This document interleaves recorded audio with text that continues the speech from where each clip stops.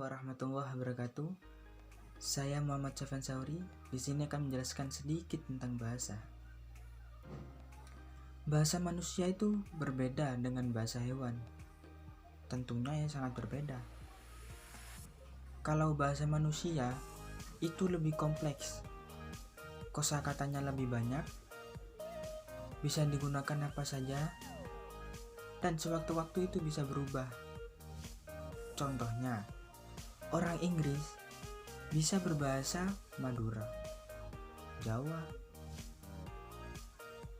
mungkin bahasa Arab, Rusia, dan lain-lain juga bisa. Nah, tapi kalau bahasa hewan itu terbatas. Kosakatanya ya itu aja. Contoh, bahasa ayam. Bahasanya ayam ya petok-petok, ye petok-petok. Lah, cuma segitu, cuma itu aja kosakatanya.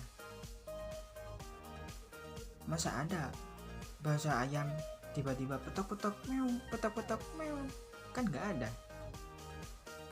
Nah, itu kalau bahasa hewan itu cuma terbatas.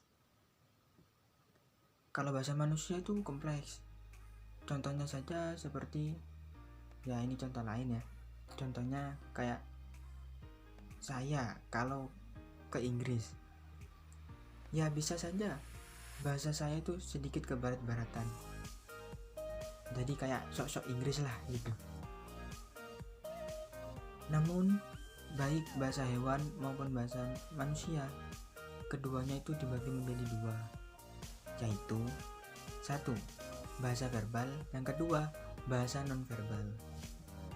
Nah, kalau bahasa verbal itu bahasanya itu dapat dilisankan, dibunyikan, atau dapat diwujudkan dalam aplikasi lain, yakni dituliskan.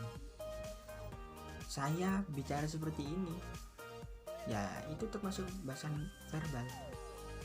Kalau bahasa non-verbal itu bisa diartikan selain bahasa lisan dan bahasa tulis. Contohnya itu kita bisa tahu seseorang itu sedih, marah, bahagia itu dari ekspresi mimik wajahnya. Nah, contohnya saja ketika kita melihat anak kecil lagi sedih, ya mungkin dia tidak berkata apa-apa, tapi kita melihat ekspresi wajahnya itu murung. Nah, berarti itu menandakan bahwa anak kecil tersebut sedang sedih. Nah, maka sangat penting ketika kita ingin memaknai sebuah bahasa itu harus menyamakan antara bahasa verbal dan non-verbal.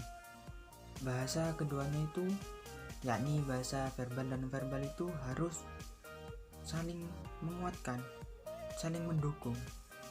Nah, kalau keduanya tidak saling mendukung, maka mana yang harus kita percaya? Yang harus kita percaya itu ya bahasa non-verbal.